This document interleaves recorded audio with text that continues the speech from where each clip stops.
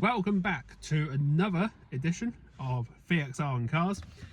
It's another wet and miserable and horrible Wednesday morning, but today we are doing a half service on the VXR, and that'll be an oil and oil filter change.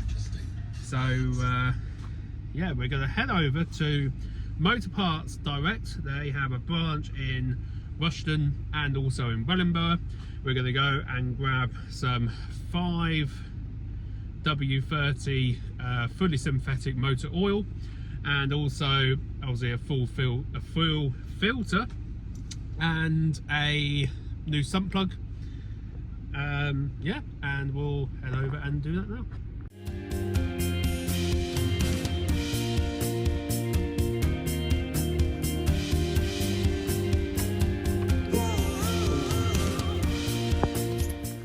So then, obviously just come back from the shop.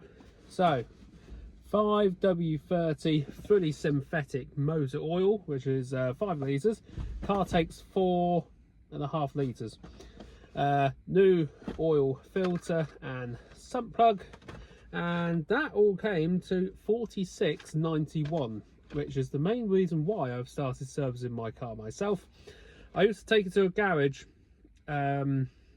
you know, every year to get serviced, and you know, for a full service, depending on what garage you use, you could be talking like £200-300.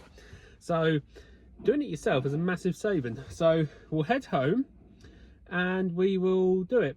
Best thing about doing your oil service before, you know, when you're out getting bits and bobs like I am now, your oil's going to be warm, which means it's going to drain out the engine so much easier. So I always recommend to make sure the oil and the engine is warm before you start to do an oil service, because the oil will drain out so much easier. And also, you know, if the engine's warm, then, you know, parts will be warm, probably easier to remove as well. You don't want to risk removing a sump plug from a cold engine, and because it's cold, and you know, metal tightens when it's cold, and you know, it bloody snaps. So yeah, but no, we'll head home and we'll crack on. And now we are back home. The engine is nice and warm, so all the necessary equipment that you are going to need to be able to do an oil change on your Corsa, or any car for that matter. And that is obviously, firstly, you need a jack or some sort of equipment to be able to lift your car, axle stands to rest the car on when you've jacked it up, a oil pan, something to drain your oil into. I also have a bucket behind that to put the waste oil into. You then need a torque wrench and just a general kit, just in case you require any tools. That is a 3/8 torque wrench. To get the sump plug off, you need a T45 socket attachment. This is a 3/8 one, so that it fits onto my torque wrench. And also you need a, this is a 24mm socket for removing the oil filter, which yet again is with a 3/8 drive, so that I can remove it. I don't have a 1/2 inch drive, so you can get this offline. I got it off Amazon. They do make sockets for smaller wrenches. But yes, and then obviously you need your oil filter, and your sump plug, which we got from the shop, and a pair of gloves, because it can get a bit messy, and also some sort of dirty clothing that you don't mind getting mucky. So what we'll do is we'll jack up the car and we'll drain the oil.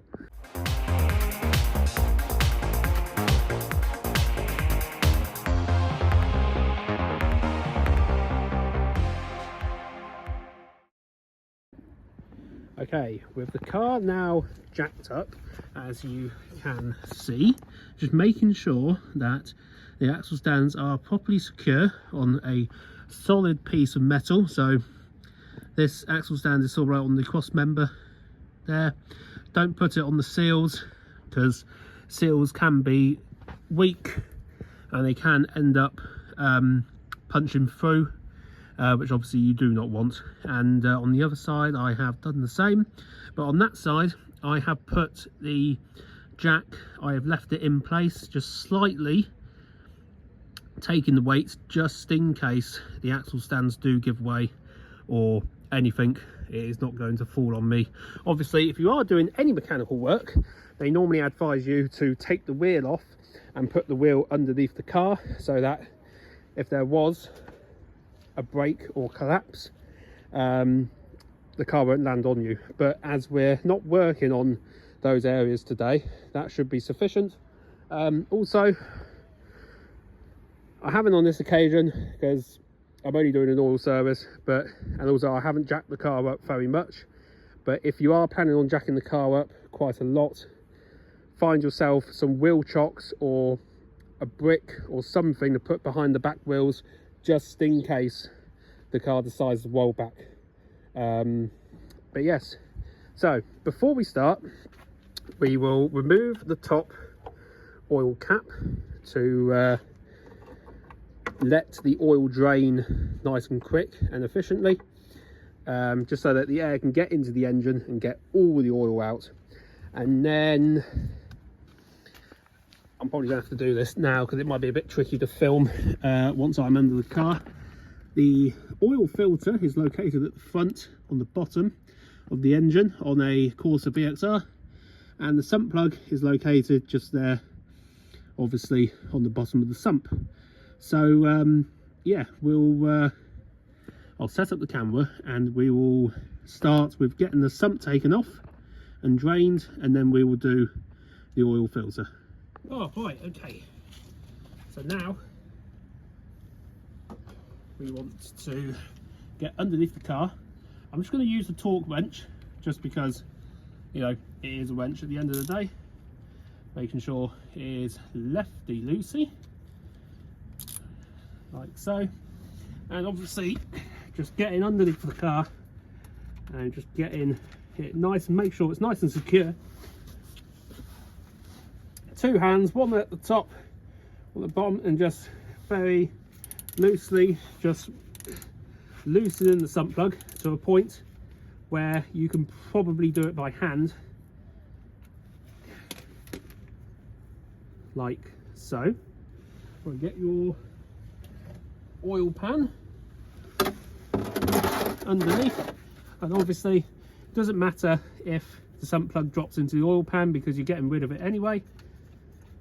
And like so, we are draining the oil, so we'll leave that to drain, and then once it is fully drained we will remove the oil filter.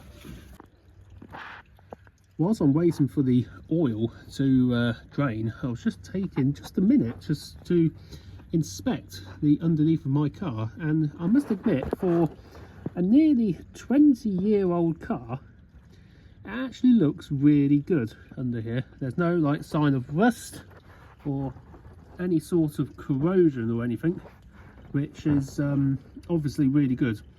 I think at some point I will look at maybe putting on a coat of stone chip, just to protect the underside of the car and to obviously secure the rest of its life, because obviously it is rust that eventually kills cars in the future. So yeah, but no, it all looks rather marvellous. Yeah, and we will put the sump plug back on first once the oil has finished draining, and then we will get to the oil filter. So just notice how battered my VXR badge is. I mean, that is a badge that has seen some stuff over the years. So definitely one of those is on the agenda to be bought. Okay, with the oil pretty much drained out of the car now, which has taken about half an hour roughly. Just don't be impatient, just let it all fully drain out. Even if it's still dripping, just let it drip, just get as much of the old oil out as you can. So now we are going to fit the new sump plug, which is, you know, exactly the same as the old one. It's got the rubber washer in the middle, and if you're wondering what Newton meters to torque it down to, it says it on the packaging. So at the top right there, it says and recommends to torque it down to 14 Newton meters, which is what we will do. But firstly, we want to just clean up the area around the sump plug of any oil before we put the new sump plug on. Just make sure it's nice and clean, so that it's nice and clean for the new sump plug to be applied. We don't want it leaking, etc. And to start with, just want to hand tighten it on, making sure not to cross thread it, because obviously that would be an absolute nightmare. Hand tighten it on, and then obviously making sure that your torque, your ratchet is on the correct setting. We then want to torque it down to 14 Newton meters. So depending on what sort of torque wrench you've got, it'll probably be different depending on what it is. But this one is 10 and then to 4, so obviously that is being 14, and then to tighten it up at the bottom like so. So we'll just remove the oil pan and just start gently tightening it up.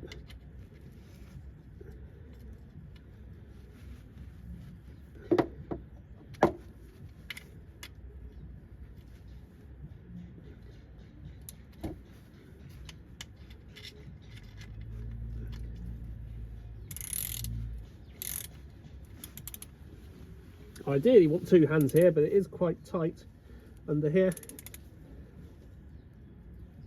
And just tighten it up nice and gently, and just waiting for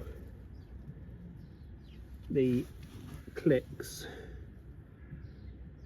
of the torque wrench. Just double checking that I have got it done up properly. There we go. So that is now torqued down to 14 Newton meters, and now we are going to change our socket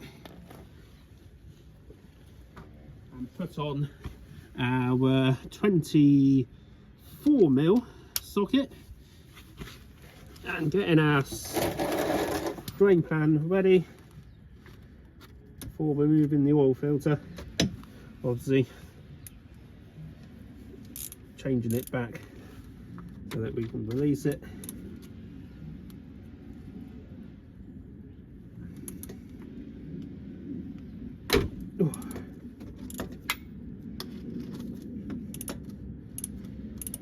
Should be able to undo it by hand now. Nope, it's still a bit tight. Sorry that the camera angle is probably not the greatest for this. I don't really have any better equipment to be able to get you a better camera angle really. Oh, slightly missed a thing there. Now this is where it can get obviously a little bit messy when undoing the oil filter, which is why it's always best to have some gloves. And there we go. That is the oil filter removed. Let all the oil drain, and then we will in place the new one. Okay, so it turns out that my gloves are rubbish and don't protect my hands at all, so we'll put them in the bin. But don't forget your cup of tea when you're doing your car service, very important. Anyway, but now it's time to put the new oil filter onto the car. So this is a blueprint oil filter, Comes with new, obviously new filter. It'd be a bit sad if it didn't, and new washer, I believe it is called. So obviously try and not get this too mucky, and try and keep your hands nice and clean. Same with this as well. When I took the oil filter out of the car, I found that the oil filter broke apart and was stuck in here, because these clips here clip onto the inside of the oil filter, and it was stuck in there. So all I had to do was just to get a flathead screwdriver and just get down. Actually no, I went into the middle of the thing and just prized it up and out, just basically so it just unclips and comes out. So with that sorted, obviously next job is to remove the old O-ring. That's the word. Is to remove the old O-ring from the oil filter housing, and just need to sort of like get a flathead screwdriver under there and just prise it up and out. Obviously this is old and worn, so it should come out with ease, hopefully. That's his last famous words. But yeah, might just have to sort of like roll it up and out. Just bear with just for a minute. There we go. So just working it up, and that is the old one removed. And obviously we'll now open the new one. Do recommend, just to help, I mean this housing is quite oily anyway, but just to help you get it down and onto the housing, you can put a little bit of oil in place just so that it goes down with ease.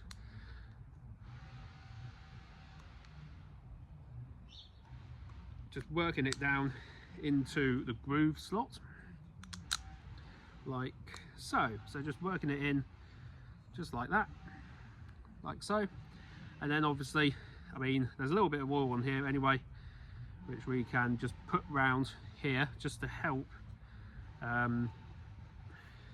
it all fit into place.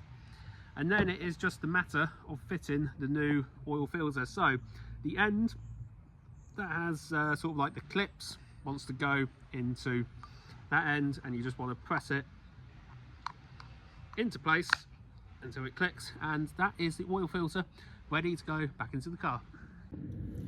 Okay, so replacing the oil filter is pretty much obviously the reverse of taking it out. On the top of the cap, just where is it, just here where my thumb is, there is a number 25 Nm, which is 25 Newton meters, which is obviously the torque which we torque it down to. Just do the same as what we did with the spark plug, the sump plug, and that is just clean round the housing with a bit of blue wool, a bit of cloth, just to make sure it's all nice.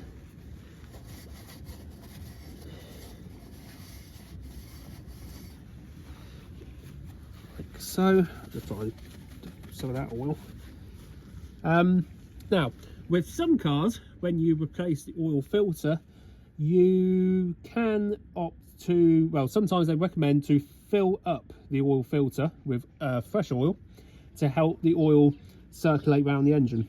However, General Motors didn't think very clever when they did this, and there is a hole here in the oil filter. So if you try filling it up with oil, it's just going to leak out. So sadly we can't do that. So yeah, we're just going to go ahead and fit it, obviously putting it in to the housing, and I like to do it anti-clockwise for a bit, just to double check that the thread sits nicely, and obviously we don't risk cross threading it. And then it is just a matter of fact of going in with a ratchet and torquing it up to 25 Newton meters, which obviously you tighten up until you hear the click.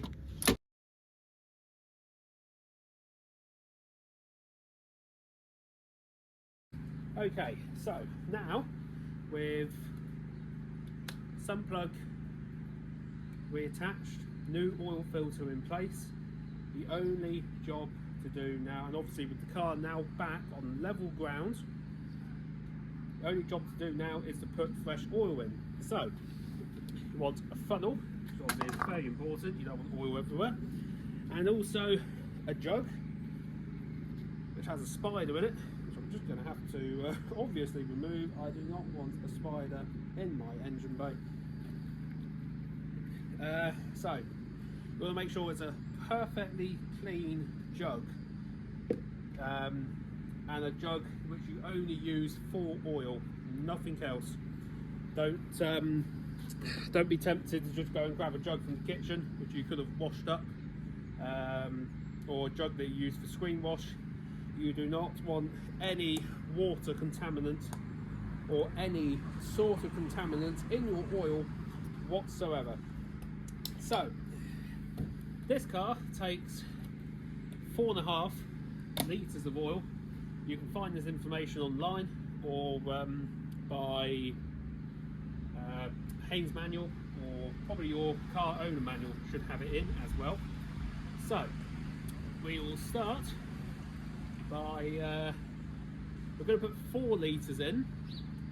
We're going to run the engine and then we will top it up accordingly. So this is a 2 litre jug, so we'll do 2 of these, and yeah, obviously putting the oil, clean oil, which is 5W30 fully synthetic oil, back into the car.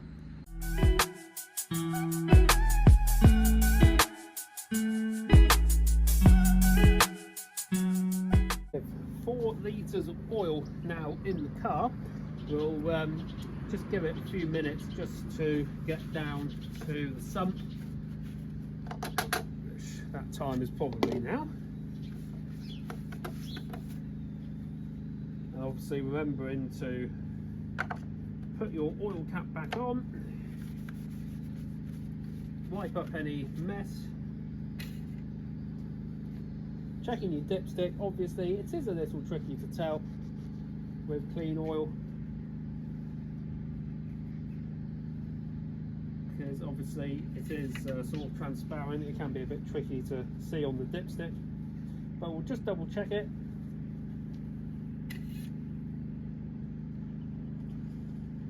So yeah, that's pretty good. Obviously it's a bit full at the minute because we haven't run the engine. So what we're going to do now is we will now run the engine and give it a few minutes to circulate round, and then we will check the oil again, obviously making sure it's not in gear.